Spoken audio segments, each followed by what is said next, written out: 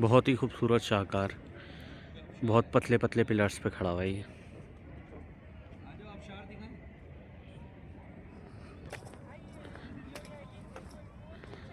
یہ جگہ ہے جیسے پرانے زمانے میں بادشاہ وغیرہ بیٹھا کرتے تھے، تو اگر آپ نے فلموں میں بھی دیکھا ہوگا کہ اس جگہ پہ بادشاہ بیٹھا کرتے تھے۔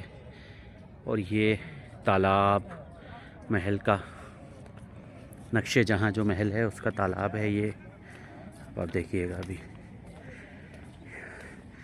یہ علی بھائی کچھ چیز دیکھ رہے ہیں، پتہ نہیں کیا ہے، کیا یہ اوکے یہ کوئی کوئی چیز ہے۔ ٹائم میں کوئی ٹائم بتاتا تھا یا کچھ وہ نارتھ ساؤتھ کا ہے۔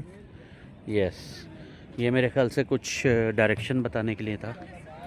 آپ یہ دیکھیں خالی، وہاں پہ ان کے وہ پورے واو، یہ بادشاہ بیٹھا کرتے تھے، بیٹھا کرتا تھا۔ یہ بڑے بڑے بادشاہ بیٹھا کرتے تھے۔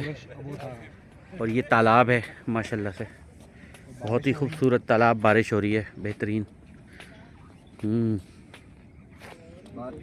یس علی، علی